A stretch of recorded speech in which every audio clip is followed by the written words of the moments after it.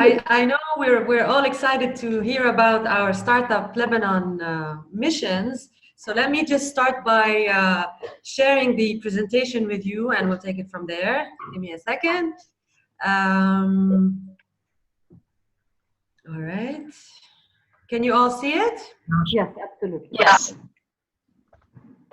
All right. So AmCham Lebanon has been busy creating something called Startup Lebanon for the past few years. It started with the regulation that the central bank created about 4 years ago. So the Lebanese central bank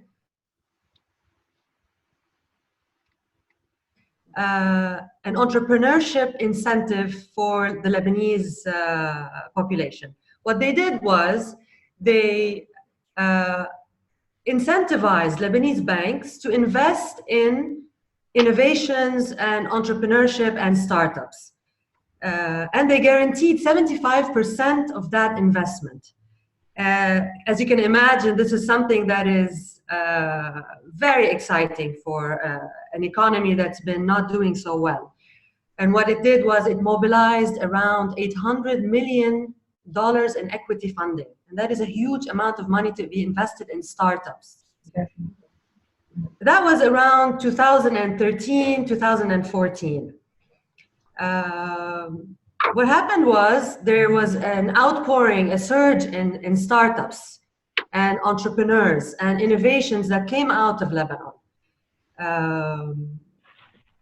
in an amount that was never seen before. So it put Lebanon on the global map of innovations, and it ranked one of the top companies in the region in terms of the number of investments that were made regionally. It was second after the UAE in terms of the value and the number of deals that were made. So far, it's the startup ecosystem is about a $1 billion sector, which is obviously a huge amount. So when the startup ecosystem was flourishing back in a few years ago, AmCham decided that we need to play a role in that. This was a sector that was booming, and we had to sort of be a link between the Lebanese economy and the US economy when it comes to innovation and entrepreneurship. And the way we decided to do that was in several ways. So we had a plan for the next 3 years as a progression of the first Startup Lebanon that we did in New York City. The second one was in Silicon Valley, and the third one was in San Francisco. We decided that we want to showcase Lebanon's entrepreneurs and startups to the US. And we knew that we had a role in building bridges between the two economies, and we decided to take the startups that were created at the time and the startup ecosystem and connect them to the US counterparts.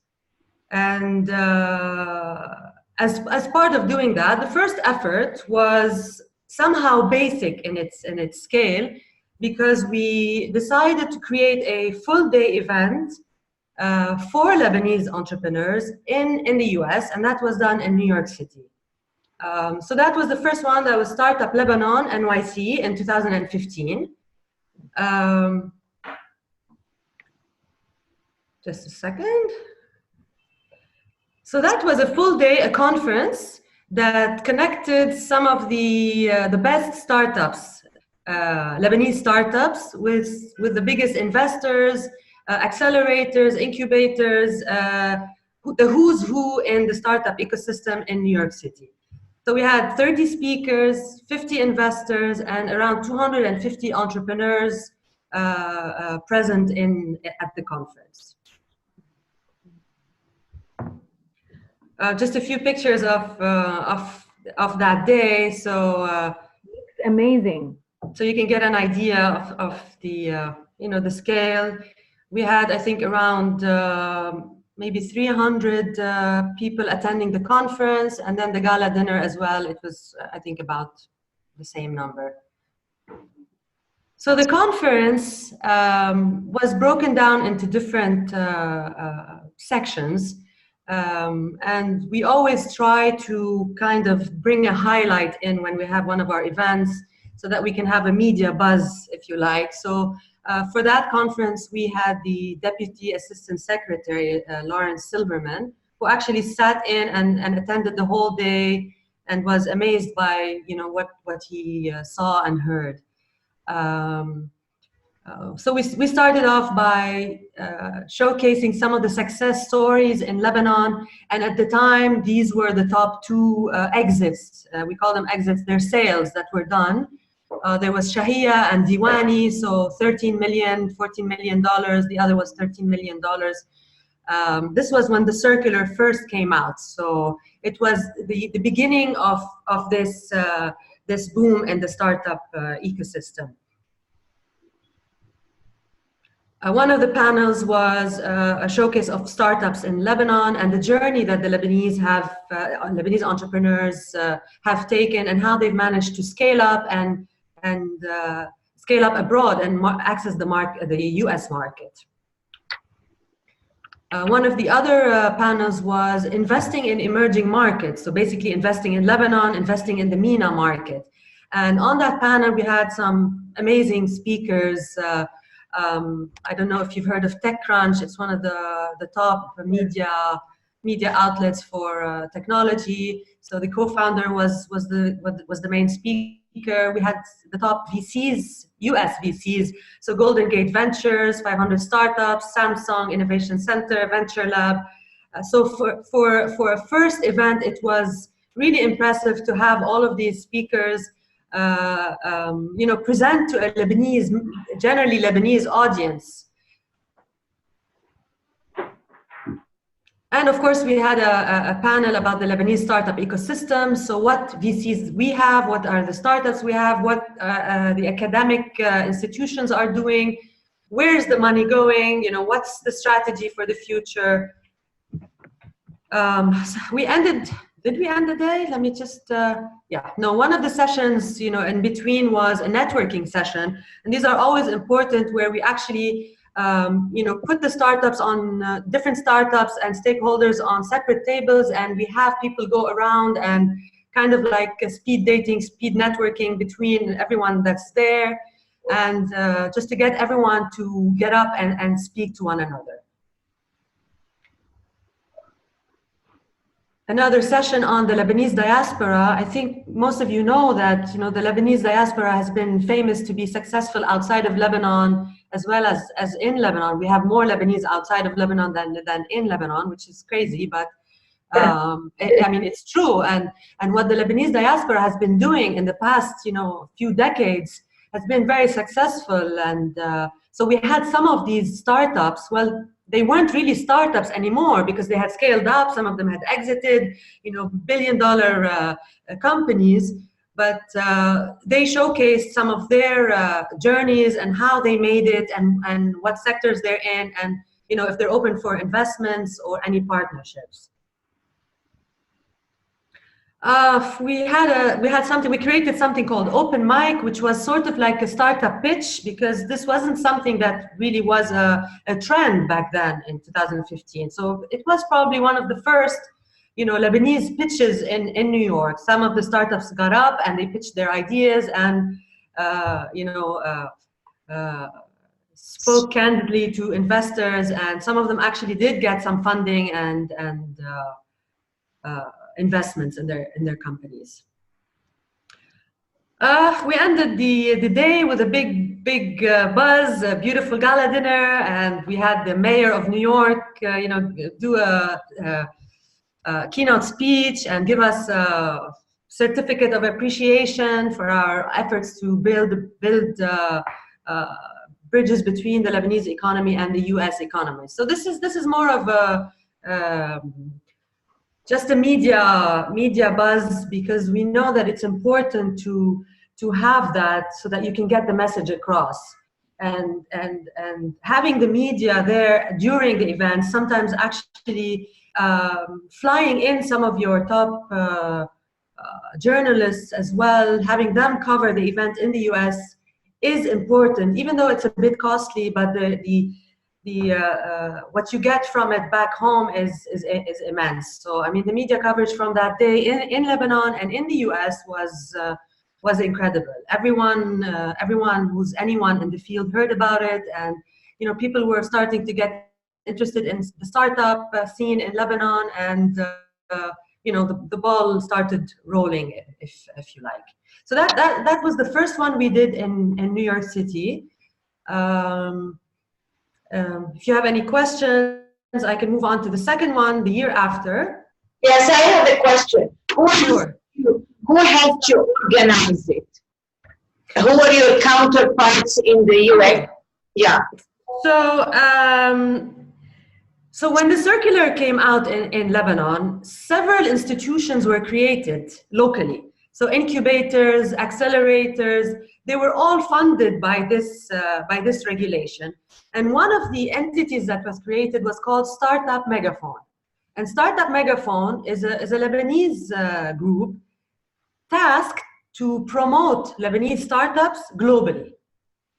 So they went on to do startup promotion in Singapore and Dubai and other countries. But their first event, their first mission was done with AmCham Lebanon. So they were our organizing partner, if you like, local organizing partner.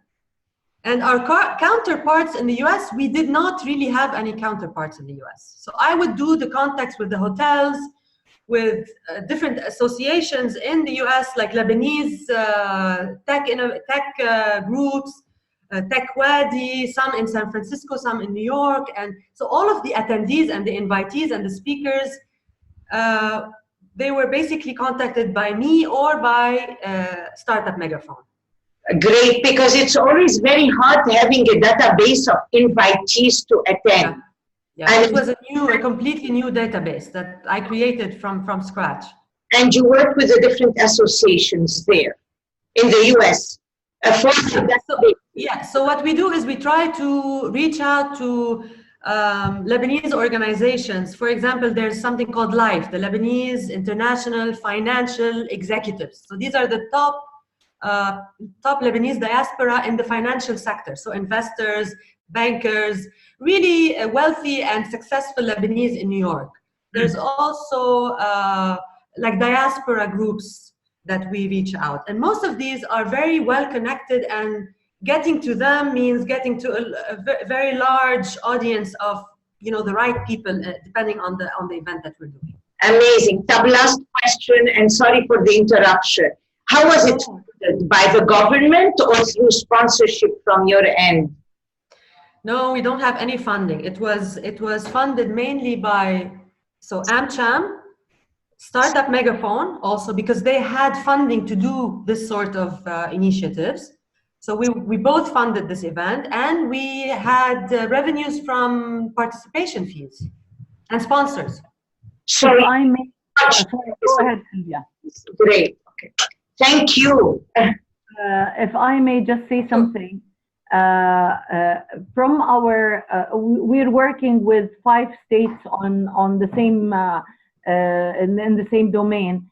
We noticed that the diaspora play a big role there. Yeah. So the Lebanese diaspora there is so strong, and they are well organized in associations. Yeah. This makes it much easier for the country for any AmCham to reach out to, because we tried dealing with the governor's office, with the U.S. chamber reps in the different. We did too. We tried to access the Chamber of Commerce offices in New York City, for example. Yeah, we had the one in Brooklyn, for example, and so on. They have some active ones and some that are not so active. But the thing is, we noticed the Lebanese are very strong at that, and I think for all our work, not only in that sector, having the diaspora organized, all our countries have a good number of diaspora in the US. So having them organized in an association that can be a counterpart to us. Because if you notice, and that's something that's worth for us as the AmCham Council to discuss, is our presence in the US. Because if we're talking about moving our work toward, our programs towards creating more business opportunities, it's no longer Washington and it's no longer about policy only. We need to reach out to the states that have the best potential for our type of business, depending on the sector where our countries are strong. So if it is, for example, if it's IT for us and entrepreneurship, innovation, it's New York, it's Seattle, it's San Francisco, Silicon Valley, it's Utah, it's Virginia. These are the 5 places where, there's concentration of American companies, global tech companies, and there's funding, and to follow also you get to meet those people. Paula did this this is why I suggested the Startup Lebanon, because I was very impressed with when I visited Paula 3 years ago. She told me about this program, and it got me thinking that the strength in any AmCham doing this in the States would be, the challenge would be finding the counterpart that would support you with everything. So the more you go and the more strategic partnerships you establish with US organizations or diaspora organizations, the stronger you become and you make a name. So now Startup Lebanon, when we went to Silicon Valley and San Francisco, they knew it. They knew AmCham. Participation of 500 startups and TechCrunch and so on. This is key. So I think that as AmChams, it's very important for us to establish these partnerships in the States and try to get the diaspora to be active with us, because they are the ones on the ground. And it's a very, very expensive, and AmCham Egypt, I'm sure you have that. It's very expensive to have representatives or branches, if you want to call it, in the relevant states. So we work with partners. It's really very important to have the right contacts with organizations that are not necessarily American. Yes. So, I mean, in the past, we've worked a lot with, US Chamber. We've tried to contact American organizations, trade agencies. They're not always the best at, doing this work kind of for free, if you like. So we realized that if we have counterparts that are Lebanese, and we know that if this Lebanese person, he works with, I don't know, Coca-Cola in Seattle, this person has has a network of so many interesting and potential stakeholders that I can make use of. So it could be one person, or it could be a diaspora group. For example, there's the Lebanese, the American Task Force for Lebanon in Washington. We've been working a lot for the past years with the ATFL. And you have anything. They love working with us, and they want us to come to DC, and they want to set up meetings for us, and book hotels and get us cars. And so these people are there to do a lot of the work and at no cost. Paula, you also have an organization in San Francisco or Silicon Valley. It's called Lebanon. Yes, there's LabNet. LabNet has been working in ICT for a long time in San Francisco. So this is one of the organizations that we reached out to. I have to say, out of our Trade by State program, we also noticed that Egypt and Lebanon diaspora are very active. So you look at the leadership of some of the Arab American associations in the States. They are, for example, AmCham, the AmCham in Michigan, in Detroit, for example, is headed by, the CEO and the chairman is Lebanese. A lot of the board members, the diaspora there is very active, and that helps, for example, the food sector. So I think tapping on the Arab Americans there, regardless of their, Arab nationality, I think helps us a lot in setting up these programs. So, most of the people in the audience at the New York conference were somehow of Lebanese origin. So a lot of them are American investors and, successful businesses, but there is some link to the US. It's very rare for a purely American to attend something like this unless there's a direct interest in a specific company. I mean, if you say startups from Lebanon, who would be interested in something like that unless they have a stake in Lebanon or they have some sort of connection with Lebanon? And this is how we started. This is how I started. I started with these groups that had a link with Lebanon, and it worked. And a lot of them, stayed, and they helped us for the second one and the third one, and they're still in touch. Some of them actually invested back in Lebanon, and yeah.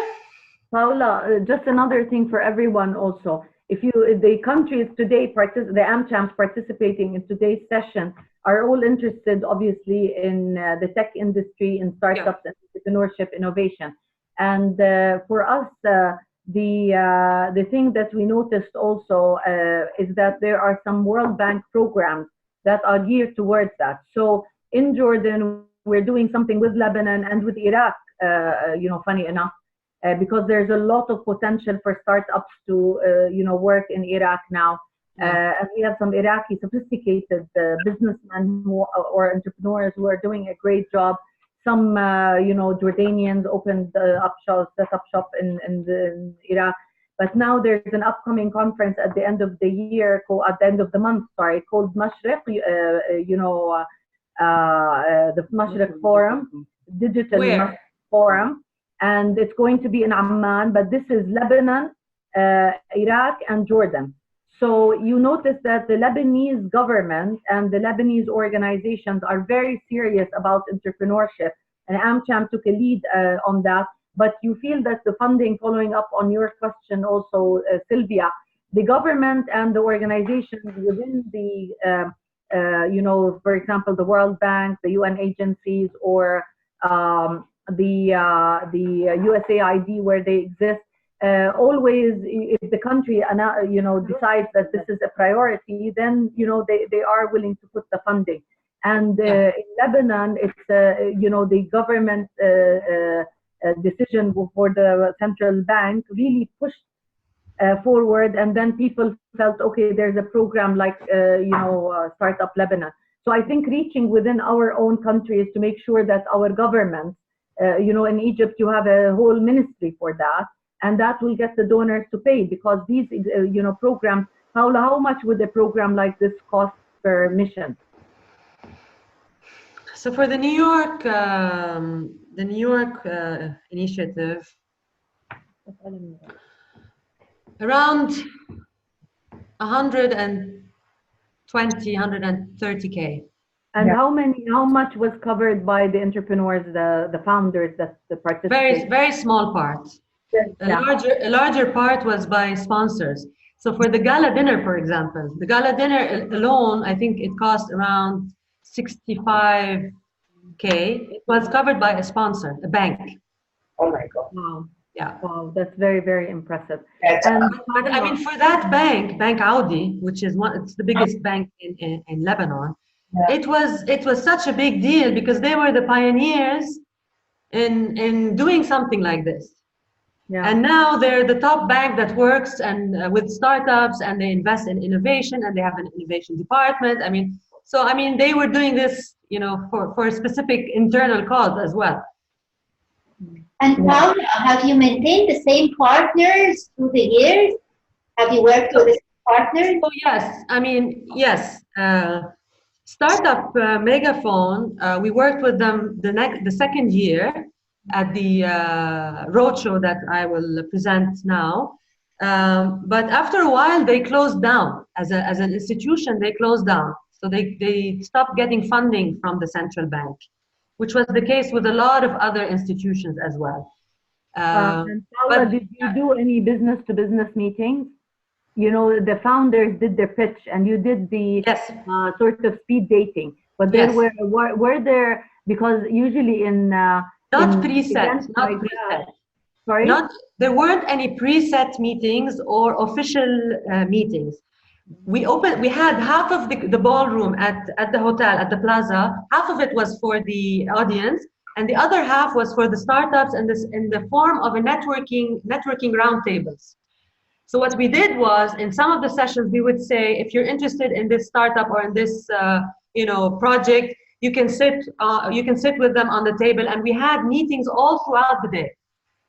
And did you send the profiles of the founders that you took with you to the potential, VCs that you're targeting in the US beforehand? No, beforehand we didn't actually. No, And because something else. Sorry, I'm asking honestly, all something these like this questions took because so we're the long. experienced. Sorry. I'm asking all these questions I because know. we want to learn about the process itself. Yeah, I mean, it would be much better to have done that, but with an event like this, a lot of it was last minute. Not a lot of people had faith in it at the beginning. So we printed out the booklet, the conference booklet, I think maybe 2 days ahead of time. Everything was last minute. A lot of participants confirmed last minute. A lot of the speakers confirmed last minute when they started to see the profile of the other speakers and participants. So it's the case when you start something new and people don't really have the trust in an activity like that. But if we do it again, I would definitely have the profiles of the startups sent out. Paula, putting the delegation together of the founders that you took with you to raise capital, did you do any training for them to prepare their pitch deck, orientation? No. And no, yes, because they did so well. They did well. I mean, yeah, they did well. It's not really within our role as the chamber to train them to do that. What we did was we presumed that the startups that we're taking were ready somehow to scale out into the US. Yeah. So many wanted to join, but they couldn't because they were too small or they didn't have enough money to actually, buy a ticket to the US, which in itself was, like an indication that they're not ready to be there either way. If I just also, because we're facing the same thing. Sometimes, for example, with the World Economic Report, there was a report on Jordan that 28 out of the 100 voted were Jordanian, for example, out of the best startups. 23%, of innovation comes out of Jordan. Imagine we have Mawdu', we have Maktub, Yahoo, Amazon. Mawdu' now is the largest Arabic content in the world. They launched the Arabic Alexa, Selma, and so on. And imagine with such an amazing group of people, yet you find that those who are going, to raise capital, which are Series A, Series B, are very few. They're handful. So the ones that you want to take with you in the States, and that's something we learned that we can share with everyone else, they have to be of a certain size, because Series A for us might be, raising up to 5 million. So Series A. Let me just interrupt you very quickly here, because you mentioned Series A and raising funds. This was not the goal of the conference. So it was more of a showcase of what's going on in Lebanon. It was a showcase of the circular, of the opportunities, of the funds that were there, of the types of technologies that can be invested in and that can be exported to the US. It wasn't primarily for raising funds.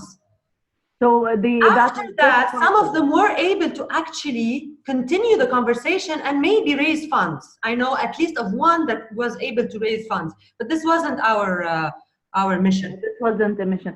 So no. Paula, one last question about that. Did you find that, because I know Lebanon participated in some of the big conferences there, whether as AmCham or other, individuals, yeah, tech with Tech Wadi, for example, annual forum and so on. I think that can you tell us whether, that was more useful or, to showcase Lebanon or that specific event that you've done? So for that event in New York, we did not participate in anything else. So it was one full day and that was it. For the next one, if you want, let me continue with the presentation. But we were supposed to base our roadshow on one of the big conferences or exhibitions. It wasn't Tech Wadi. I can't remember the exact name at the moment. It's one of the biggest globally. It's Tech. I think it's called TechCrunch. It's TechCrunch, actually. It was supposed to be based on a delegation going to TechCrunch. But then we realized that for the amount of money that we need per person to attend something that's already set, we can do something that's much more personalized and much more in-depth and hands-on. So the registration fee for TechCrunch, I think it was like $5,000 per person. Yeah. For TechWadi, it's very little, but TechCrunch is expensive. Yeah. So last minute, we changed our formula for this second Silicon Valley Roadshow, and we made it into this.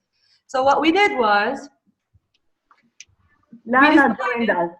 Sorry? Lana just joined us. Lana Nimmer. Hello.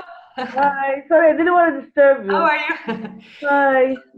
So basically, we decided to do something that we called a roadshow, which is, a roadshow where you go around, you move on a bus, and you kind of visit different entities. You have meetings, you have conferences, workshops, you play, you work, a bit of everything.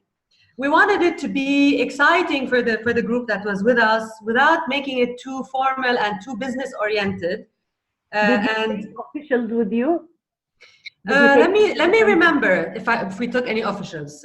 So for the roadshow, we had officials from the Capital Markets Authority. Mm-hmm.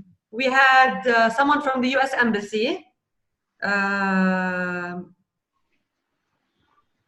We had a previous minister, the previous minister of Telecom, mm-hmm. who was also at the time the chairman of something called the UK Lebanon Tech Hub, also an entity, an accelerator that was created from the circular. They got funding from the circular and from the UK government, and they were very excited to see what the American chamber was doing, and that's why he came with us. So basically, we had 25 executives, and over 5 days, 30 meetings and site visits, and we ended it with a gala dinner, which is something we normally do, but we did not do that in the third one, and I'll tell you why. Paula, the 25 senior executives, you mean the founders of the, No, so this one wasn't for founders. This one was for the entrepreneurship ecosystem leaders. Okay, Meaning, so incubators, accelerators, and yes. Okay. So founders of incubators, the Capital Markets Authority, whoever is anyone in this ecosystem. Not the startups. We had a couple of startups, but that wasn't the focus. It was the other players in the sector. And VCs. We had a lot of VCs, venture capital funds, and incubators, etc. Sorry, did someone ask something? Oh, no. Okay. So we decided to do a roadshow and across Silicon Valley and connect to some of the biggest tech companies, in the hub of technology. Mm. And we created something of a representative delegation of some of the top players in the ecosystem. So we had VCs, policymakers, executive startups, lawyers, and also the media was part of it. So for this one, we actually flew in two of the main media outlets, so LBC and MTV. These are TV stations, the top two. We got a journalist and a cameraman from each station. So we covered their ticket and hotel. And in return, they covered daily what was going on in each of these meetings back in Beirut, which was amazing, to be honest. I mean, I don't know, it was maybe we had to pay something like $6,000 to get them to the US with us, but the amount of the value that was added for our activity was immense back home. So the week included meetings with, as you can see here, some of the biggest companies, Google, Facebook, Instagram, SAP, Stanford, etc., but also Singularity University, Stanford University. We had an amazing day at the design school at Stanford University, and it all started, for example, with Stanford. It started with a connection that we had with Dr. Khouri. Dr. Khouri is a famous scientist at Stanford, and he's Lebanese, and from one person to the other, he heard that we were coming to Silicon Valley, and he wanted to have us there, and he connected us to SAP. SAP has a partnership with Stanford. So this is how the whole thing worked. And you know, this is a list of some of the meetings that we had. More pictures. It was a lot of fun, actually. Besides the learning experience and the mind-opening learning experience that we had, it really was a lot of fun to go into these startups, to play with their, you know, innovations and technologies and virtual reality, and you know, go into these labs that were mostly managed by these really young people in flip-flops and jeans, and it was really something Cool. It's really Paula, cool. It's, Dina, anybody? yes. Can you hear me? Yeah, I can. We Yes, had Rose. we were disconnected for a couple of seconds. Oh, sorry. Okay. So yes, it was really cool to be part of something like that. Someone used the word cool, so I'm reusing it. The Yes. new word is dope. So yes. So cool is the new smart, right? Exactly.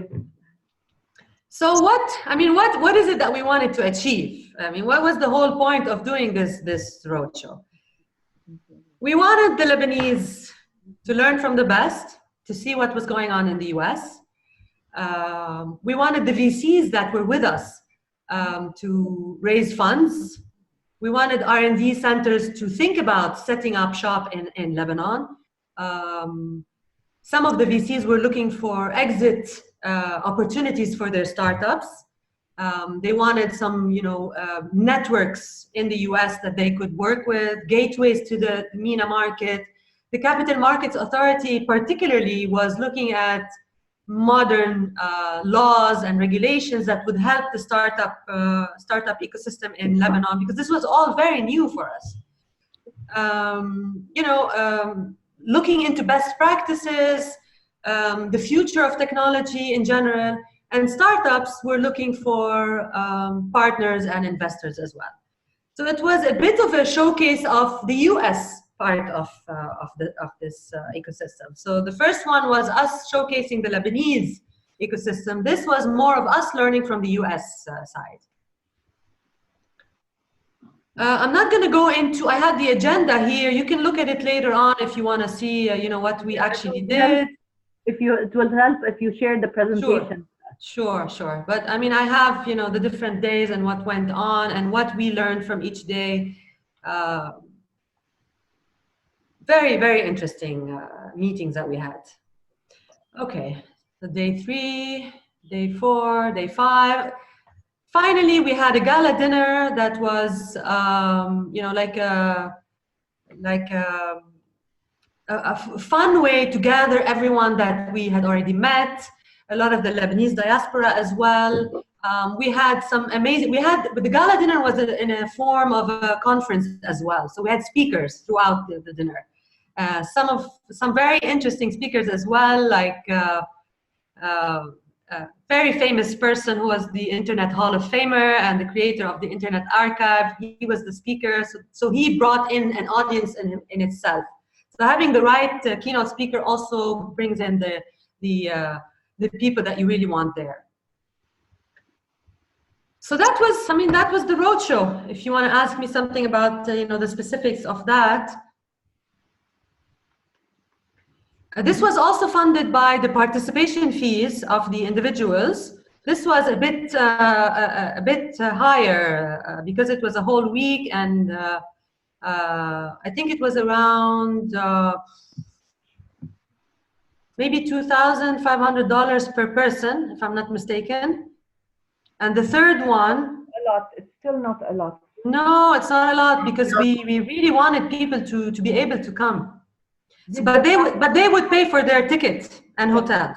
Did you find that the fact that you had a previous mission that created all that Of course. feedback helped in you getting people to fund their participation?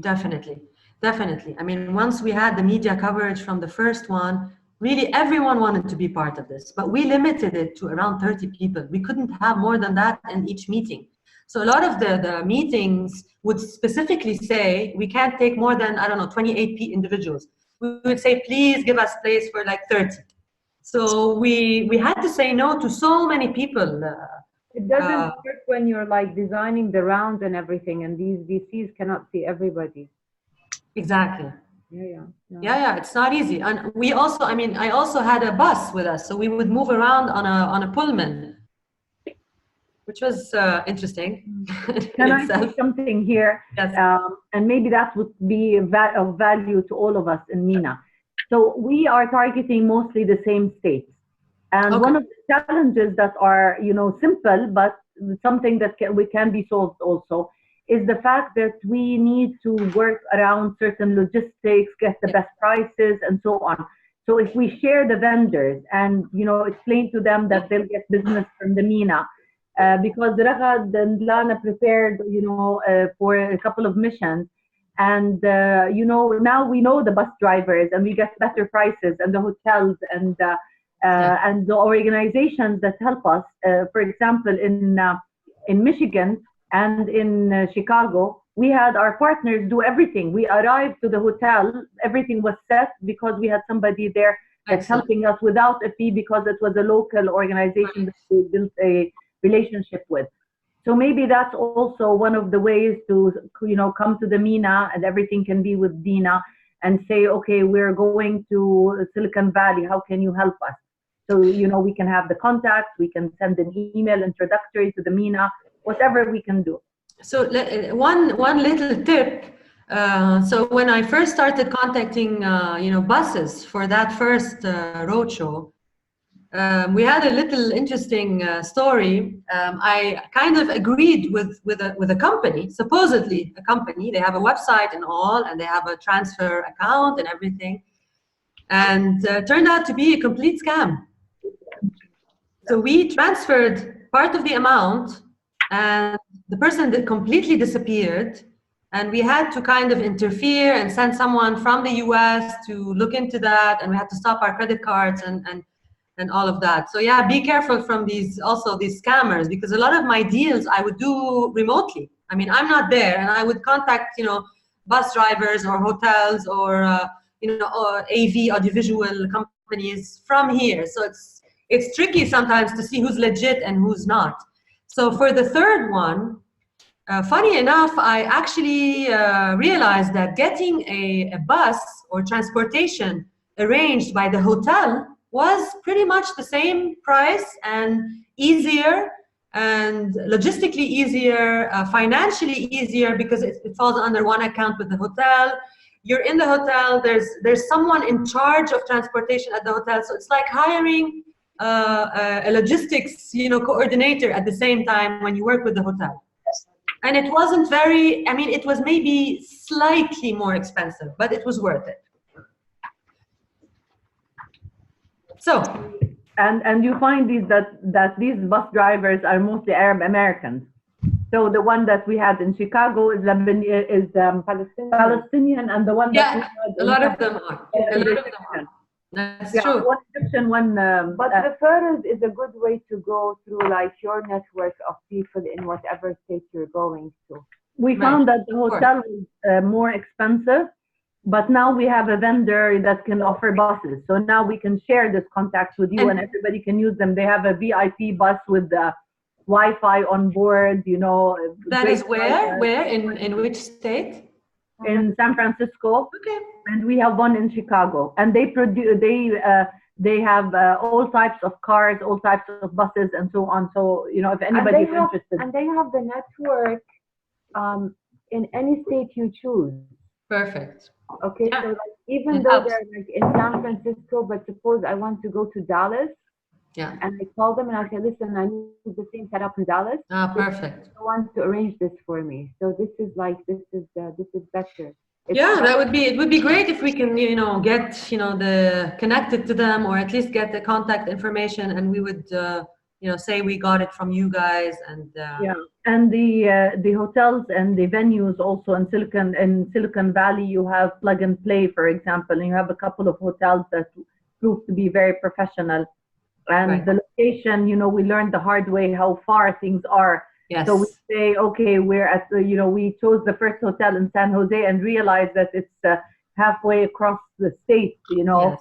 So we stayed one place, and you know, it's just those things are sometimes they affect the missions, and it's important. I mean, for our first roadshow, we stayed in San Francisco because we had a lot of meetings in San Francisco, not just around Silicon Valley, but some of the days we actually had to go from San Francisco towards, let's say, Cupertino, and then back to San Francisco, and then back to Silicon Valley. We actually had to do that. But I mean, you can't choose the agenda. Sometimes you just have to. So I don't know. Apple wanted to see us at 3 p.m., but we were in San Francisco, and then we had to go back and forth. But you know, we did it. But next time we would know, you know, what to avoid. Yeah. Learning the hard way is something that's fun and great sometimes, because the best times we had on the bus. Exactly. That's when everyone really bonded, and they actually discussed the meetings. It was like having meetings after the meetings. So it was exactly. And if I were to do it again, I would definitely stay in downtown San Francisco. Oh, for sure. إحنا عملنا أكلنا مقلب. We chose the hotel to be close to the event. And the event was for one day. And the event was for 1 day. So the rest of the 7 days, we were like commuting back and forth, basically, comme ça. And then like going back and forth and returning back to the focal point of San Francisco, downtown San Francisco. So yes, I agree with you. It's better sometimes to choose the venue that is central, and all of that. We can recommend AmCham Jordan and AmCham Lebanon can recommend hotels if anyone wants to go next time. All right, so the third one. So for the third mission, you know, we thought a lot about whether we should do a third one or not. We had a lot of what's the word? Not criticism, but a lot of our members, you know, asked us, you know, what's in it for us? You know, you're working with startups, with entrepreneurs. We're a chamber of commerce. We're more into trade. You know, we want access to the US. You're putting too much focus on innovation and entrepreneurship. So, you know, I thought a lot about how to make it relevant. And I came up with this. This was last year, and it's what I call the Executive Innovation Retreat. And what that means is that it's an innovation retreat for the corporate sector. It had nothing to do with startups. It had everything to do with innovation and technology and the future of disruptive technology and how it applies to the corporate sector, which was exactly what our members, you know, needed. And so it worked quite well. So we're kind of off the hook for now. So this was last June, and it was also a roadshow for 1 week, and it was focused towards the private sector and how the private sector can improve the innovative environment within their companies, and how they can actually benefit from investing in technology and in startups. So we tried to show them that their role as you know, dinosaurs, because this is what they're called, these already established companies that feel they have no real innovation. They're called dinosaurs in this sector. They realize that they have so much to learn and so much to change within their companies once they went with us and they came back. So this roadshow was, so we had 25 high-level executives, decision makers, business owners, CEOs of some of the top leading firms and institutions in Lebanon. We also had to limit it to 25, including a few of us as well. So we were, I think, 30 people all in all. And it was also a hands-on week of meetings and roundtables with some of the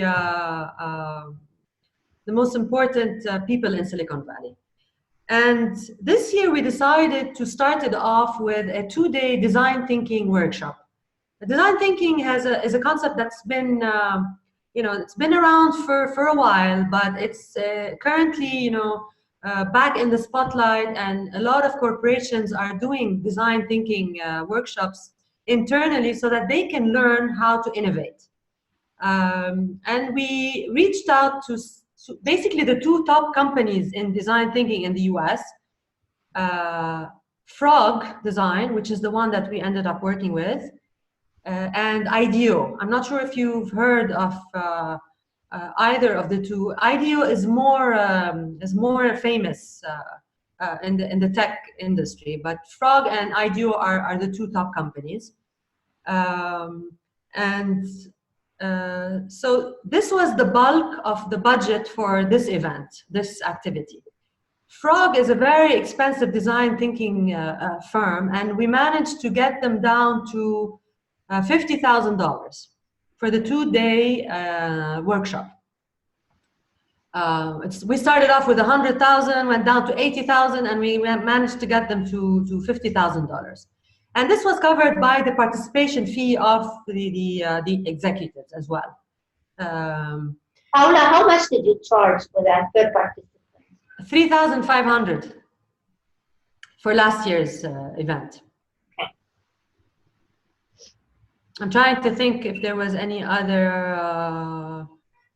I thought you hosted that in Lebanon. No. Yes, we did another one. I'll get to that. Okay. Paula, did you make any money? No. We're never making money. We're spending money. Well, if you get it from دايما في من yearly budget شي 15,000 شي 10,000. The board members pitch in at the end of the year. There's always a little bit of a deficit. Because of course we have deficits too always, but the thing is, for those missions we learned that if we arrange for the hotel, for the tickets, and for the expenses of the mission, and we put it as a package, and we put a markup of something very little for each participant that would cover the expenses of the team that is traveling, so that our management fee, at least our expenses, our direct costs are covered. The problem, the small problem is that we looked at it in a different way. So if we told Lebanese participants, this is going to cost you $6,000, including hotels and tickets, it would be harder to sell it than saying this is $3,500. And you would, stay in a 2-star hotel, stay in a 5-star hotel, do whatever you want, travel business, travel economy, do whatever you want. Logistically, it was so much easier. And it sounded better to say, it's $3,500. But how did you deal with all of these people in different hotels scattered all around San Francisco? So what I did was, a lot of them actually did stay in the hotel that we were staying at, because I got them good rates at the hotel that we stayed at and at a close by hotel, very close by hotel. And the meeting point would be our hotel. That's all I did. Paula, the amount doesn't have to be much, because what happened, we did it as a package. So because it was, booking 20 rooms, it was much cheaper. Mm-hmm. The hotel was a 4-star hotel for San Francisco, for California, that was very good. The bus, met us at the same point, and that made our life easier with logistics. Yeah. And for travel arrangements, we got a good deal on our local carrier, but people can pay more themselves and upgrade to business. So it made it all easier, and there was a lot of bonding even on the plane, for everybody's travel. I had a blast with them. But the markup that we're talking about is very little. So if we're saying that the staff would cost about $5,000, if you have a markup of $100 or $200, if you have 30 participants, then it doesn't make a difference. But at least you can pay for printing the catalog with the profiles of all the companies and so on. So, those sessions are important for us just to share whatever we're. Yes, you're right. It's something to think about for next time, so basically it's very important for us to think about how we should make money, a little bit of a markup. Paula, if I may, how many support staff do you take on a mission like this, like the 25? How many what, sorry? How many people would you take from AmCham Lebanon to accompany this delegation? I'm just trying to compare notes. Your question is funny. You know why? They have one. Because I'm the only one at And you manage all these people, that's a handful. Yeah. So there's me and there's another person as well that assists me, but it's a small AmCham. So it's always me and usually the chairman, Salim Zanni, and whoever from the board would like to join us. Yeah, the board is active and they take a big role. Yeah. There's always at least one of the board members that participates for support, for managerial support or... so yeah, one other thing is that a lot of these participants usually don't want to stay, they only want to stay in 5-star hotels. And when you have, these luxurious travelers, it makes it harder to get them packages. Let's just to be very honest. I mean, so yeah. No, just because you mentioned they're not, they don't want to pay a lot. So I assume that they would be happy with something that is in between. So if I'm going to get them a package at a 5-star hotel, let's say we stayed at the Four Seasons, it would be like something like $8,000 for hotel, plane ticket, and so yeah. But it's something Four Seasons M Street for $300 when you get a lot of people. We had 40 rooms. So they gave us a crazy rate. Yeah, it was something like that, 300, 350 or something like that. Mazbout. That's a long time. It's seven nights. I mean, it amounts to a big amount. Yeah, it adds up. It adds like crazy. Yeah. But don't forget, Rose, I did get them a corporate rate. So I think it's almost the same as getting a package. Yeah, it was a rate for around 20 people instead of 30, because 20 people did actually stay at the Four Seasons. But I didn't want to actually handle this entire thing. For me, it was really much easier to just say, pay me for, organizing this and do whatever you want. People change, people cancel nights, people... It's really hell. It's a nightmare. It's a nightmare. Yeah. It's just so much easier, you know where to be tomorrow at 8 a.m., just be there or the bus leaves. That's it. I have a problem with the Jordanians because, nobody, even when they're staying at the same hotel, like if you say 8:30, then they show up 8:30 for breakfast, and it's oh my God! I think I was like Hitler on that trip. They could not. They had to be punctual because I did leave. I mean, we had a meeting with, let's say, I don't know, like a big VC, 500 startups. I'm not going to arrive late. I'm going to leave whoever's left behind. I mean, I just lie. It's easier. You say just tell them we're leaving at 8, but we leave at 8:30. Yeah, and I don't play Hitler, Paula, the multi-mission, as we call it, for example, it's very, very enlightening to see that your missions were different and the target was different. Now, for the mission, for the first mission where you were showcasing what Lebanon has to offer and so on, what we saw is that it's good to have representatives from the government with you, because we had 2 tracks. So the Minister of Digital Economy and Entrepreneurship traveled with us, and for staff we had Ragad handled the delegation, and I handled the meetings because our chairman couldn't be there, and we had no board members. So I had to handle the meetings with the minister.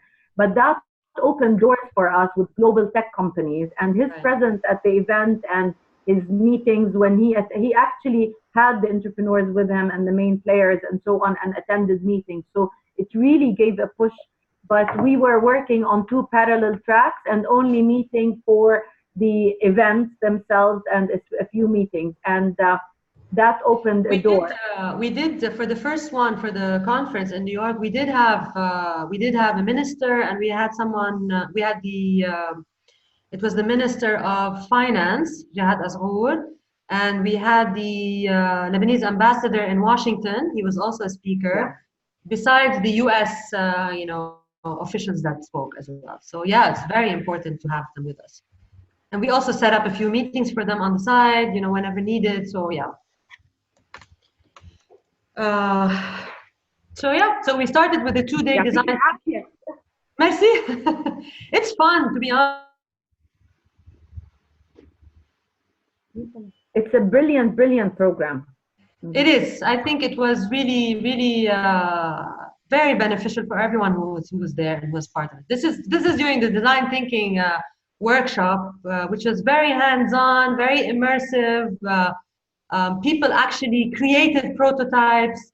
It's a making-based approach that helps you create an innovation from an idea, and by collaborating, by prototyping, etc. So yeah, you can see the cameraman from MTV following us around. So Frog is one of the design firms that worked, for example, on the Apple mouse. So you don't really know, you haven't really heard of Frog, but you've heard of a lot of their products and their innovations. And they work with some of the biggest global companies like GE and Microsoft, and they gave case studies on Disneyland and how they, innovated the way they use tokens and things like that. So it was really worldly and very general, but very impressive and inspiring to do that workshop. Did you have to travel around from one place to the other? No. So for the workshop, it was at the Frog headquarters in San Francisco. But they took us out. One of the activities was for us to go visit homes and do interviews.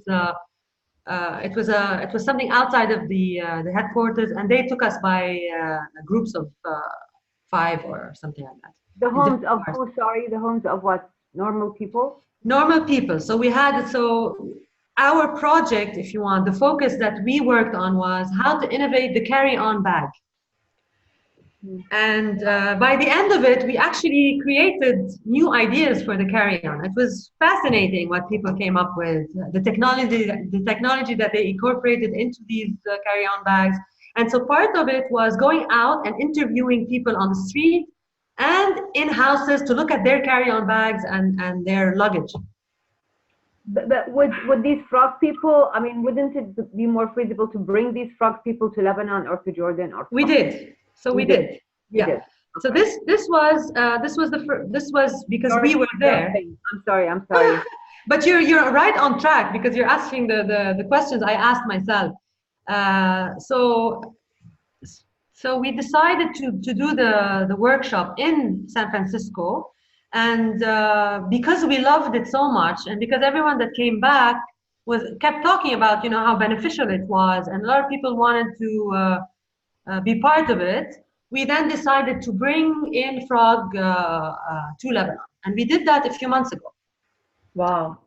And the follow-up activities are very important after we come back from the mission, and we found that they take us more seriously when they feel that we're doing this as a program rather than an event or a one-off activity.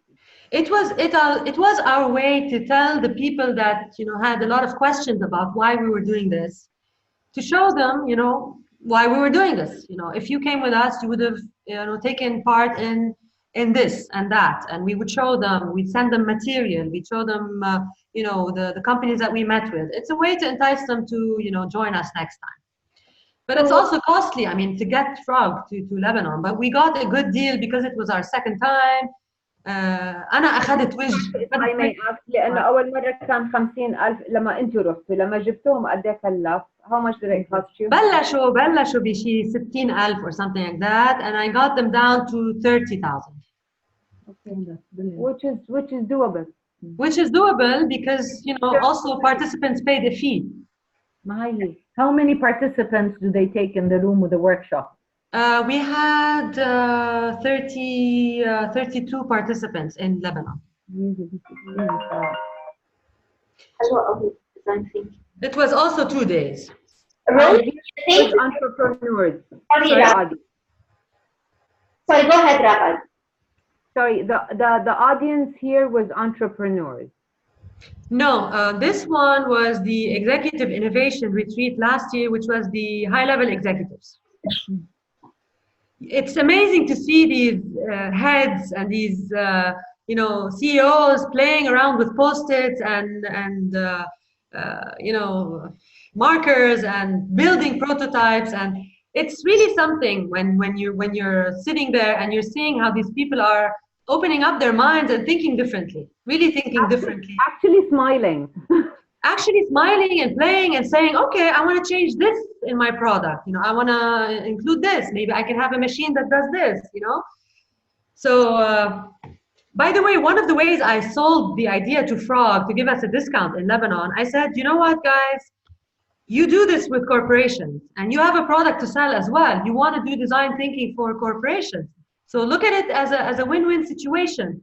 Look at it as marketing for you. You know, remove $20,000. Think of it as marketing because you're giving this workshop to the top companies in Lebanon, which could be your future clients.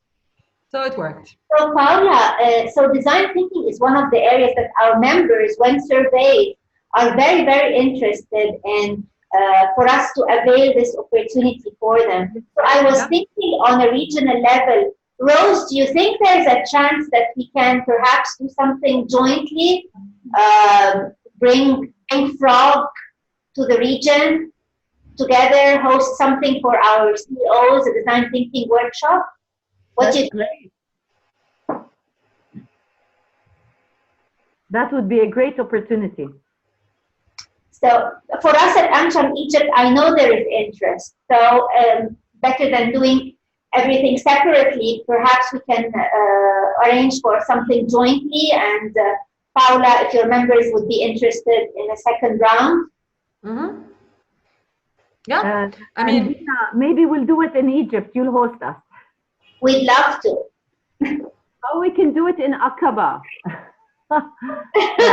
We all were looking forward to going to Bahrain or Morocco, to Lebanon or Morocco, because we've done Bahrain and we go to Egypt often. So, you know, Lebanon is on our radar always. Yeah, I'll bring you Frog again. And oh, that's a great idea, Dina. Yeah. Frog, it can be another company as well. But I mean, they just activated the route to Morocco, because before we had to go to France, and from France we used to go down to Morocco. So now we have a direct. We have a direct flight. Hint, hint. Hint, hint. Do we have anyone from Morocco with us here? No. No. Okay. So this is if you want to take a quick look at the 2-day agenda for the design thinking, I'll send it to you. You can look at it. Okay, this is more about the frogs. Okay, so the first 2 days was the design thinking workshop, and the next 3 days were a series of roundtables and meetings, basically. So the way we did it was we created 6 roundtables, so 2 each day, on different topics. So this is a list of some of the topics that we discussed. Because this is a corporate executive innovation retreat, the focus kind of shifted a little bit. Future technology in general, and I'll show you a little bit more about what types of future technologies. Mergers and acquisitions was one big topic for companies, because they were interested in investing and buying out technologies and startups. And we had a meeting with one of the top M&A, mergers and acquisitions companies in the US, which was coincidentally headed by a Lebanese guy. A Lebanese guy who's really kind of never been to Lebanon, but he's a very famous person when it comes to mergers and acquisitions. He did the buyout of Amazon and a lot of big exits and sales. So sitting down with that guy was something. So the future of investing, blockchain, cryptocurrency, general corporate innovation and investments, autonomous vehicles. We had a very interesting session with Nissan. That was before Carlos Ghosn was jailed for I don't know what. So Carlos Ghosn is of a Lebanese origin. And he facilitated a really wonderful half day at Nissan, where we got to see autonomous vehicles and all of the technology going into automobiles. And finally, security and vulnerability in business when it comes to security and the cloud and that topic in general. So some of the future tech topics that we talked about were virtual reality and augmented reality. This is M&A, blockchain, security, autonomous cars. This is Nissan as well. We couldn't take pictures with the cars and with the autonomous driving cars inside the lab. So yeah, what was gained by all of these corporations? So much, but generally the experience, the practical hands-on experience in design thinking for innovation, analysis of future disruptive technologies, a vision of the future showcased by some of the greatest minds in Silicon Valley, access to a priceless network of global innovators, and membership in a community of change makers in Lebanon. So this is also important. So it's not just about what was gained in the US. In Lebanon, the people that were with us, became part of a group of leaders that are innovators, these corporate leaders that are looking ahead into the future. And they've actually met a few times afterwards. So they either met socially or once officially to kind of talk about what's next. And obviously a certificate of completion with Frog design thinking, which is also nice to hang on your in your office. So we came back, and as a follow-up, we talked about this. We did the design thinking workshop in Lebanon, and we're thinking about what's next, whether we still want to do something in that field. And the consensus is yes, maybe one more time, because it's still so interesting. It's still a hot topic. Everyone is excited about it, and we still have the energy to do maybe one or two more. We'll see. So I've been thinking a lot about what could our next focus be, and so there's two things we're looking at. One of them is a focus on artificial intelligence in general and how it applies to the business environment, because based on what we've seen in the last 3 missions, artificial intelligence is really a core in a lot of the innovation that's happening and a lot of the disruptive technologies that are being created. So artificial intelligence could be something that we can build, let's say, a roadshow around. It could be, I'm looking into whether we can piggyback on an exhibition that's already happening sometime this year on AI and machine learning. So there's one in Seattle, there's one in New York. So it's an idea to look at exhibitions and conferences that are already happening and that are not very expensive because they're very specific. So when you talk about TechCrunch or TechWadi or something that's very general, it tends to be a bit more expensive than when it's a focused exhibition on a specific subject. Another, something else that I'm thinking about, and I've already started looking into, is some sort of a crash course. I actually just added this in today, very quickly, crash course, because I've been working on it since we planned our, since a month ago.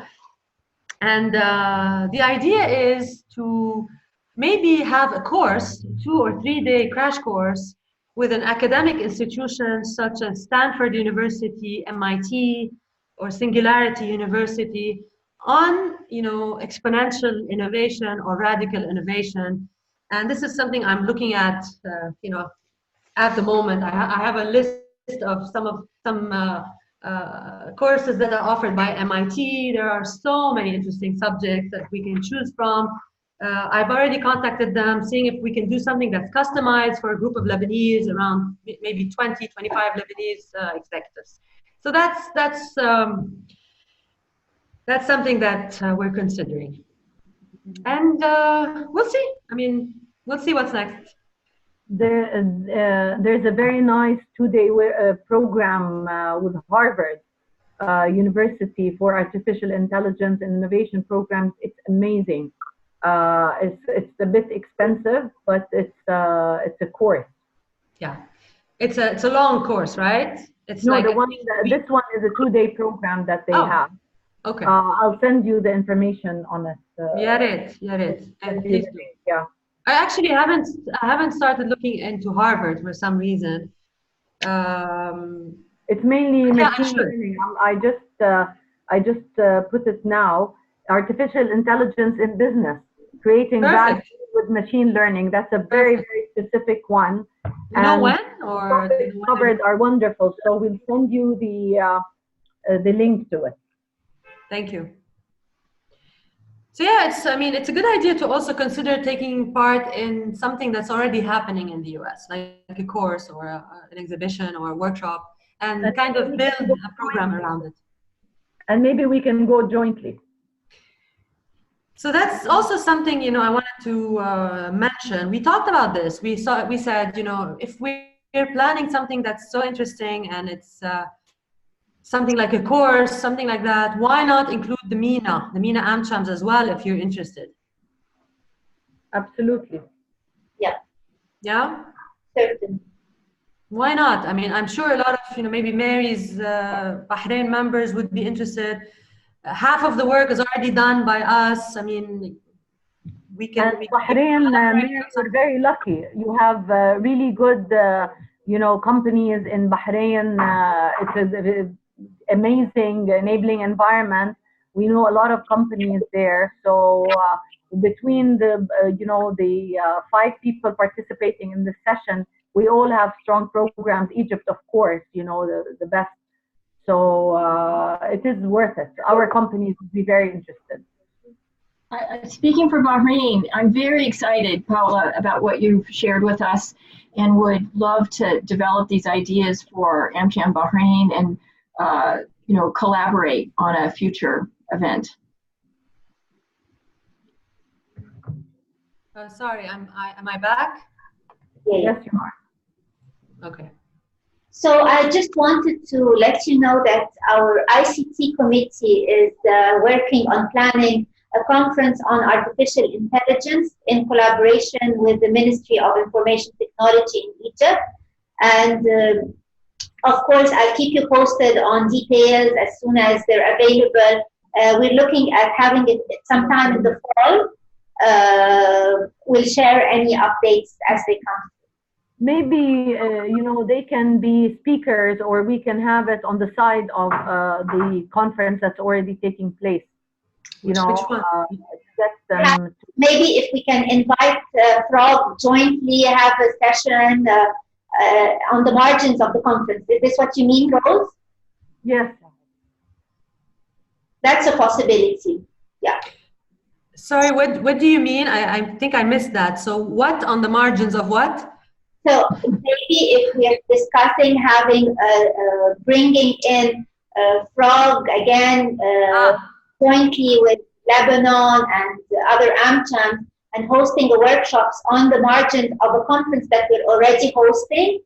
Okay. If this is an idea that you would consider. No, I think that I always say that if we're gonna get some AmChams to travel across to a specific country, the more the merrier. I mean, the more events, the more we build around it, have a meeting, have the workshop, have a conference at the same time. It's always a better idea to have 3 days, 3 packed days, for example. For all of us, I'll tell you, one of the most important things about, working together is basically selling the MENA, because, some of our countries are too small, and we create volume. At the same time, it gives us a better reputation, all of us, honestly, even when an Egyptian company, or a Lebanese company or a Bahrain company and so on make it, it makes my job easier convincing them in the MENA altogether. And secondly, I think that, being there, I think will help us also in designing the joint programs that we are planning together, because this is going to be a continuation. We did in Bahrain SMEs, and then we did the commercialization of innovation. Now we have, some kind of participation, for example, in the Egypt conference on artificial intelligence. Maybe have Frog, do a session for us during that, or on the side for us. So we need to keep the momentum and try to replicate programs instead of us reinventing the wheel. And we can all share. I just asked Ragad to send a presentation to everyone about the mission that we did called From Silicon Valley to Silicon Slopes. Because yes, I would love to hear about that. Yeah, we did San Francisco and Silicon Valley, of course, and we did Utah, Salt Lake City, and How was it in Utah? It was great, and for the size of companies that we have, Silicon Slopes was great, and Salt Lake City is great potential there. And we established already a relationship with organizations there. And, we're happy to share the World Trade Center, the World Trade Organization, the governor's office. They're all very helpful. They're very friendly in Utah. And I know that we wouldn't consider going there. But honestly, after visiting them, they brought a delegation to Jordan also before for 30 businessmen. They have potential with IT, oil shale. There are specific things that they're really, areas of cooperation with the Middle East, and they're open for business. I just want to say, one maybe last thing, particularly to maybe Mary in Bahrain and Osama, if Osama is still with us. Don't be overwhelmed by the amount of information that we put forth. Hi, hi Osama. Hi. I know that maybe it sounds like this is a piece of cake or like we're a team of I don't know, a million people, but really trust me, you start from something really small, and it just I don't know how it works. You get the board on the board on board, maybe get a sponsor, start out with something small.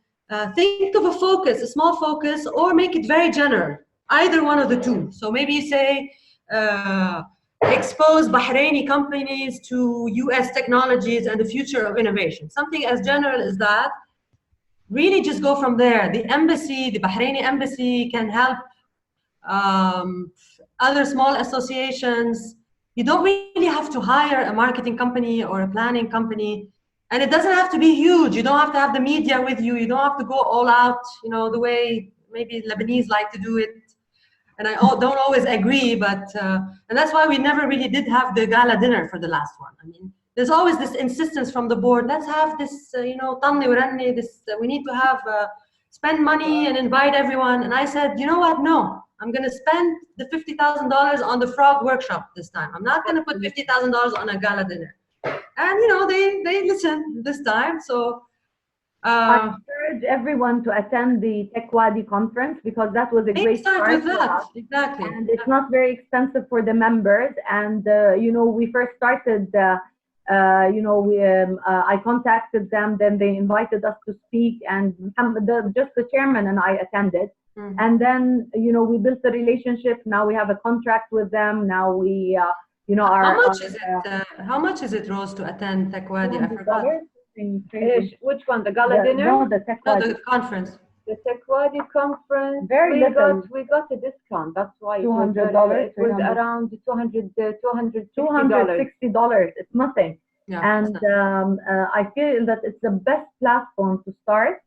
Now for next year, 90% we're getting our Crown Prince to be the keynote for the next Tech Wadi. Yeah. So, it really gives you great exposure, and I think it's a great place to start. And we're happy to share contacts, even with the people in Salt Lake City. Thank you.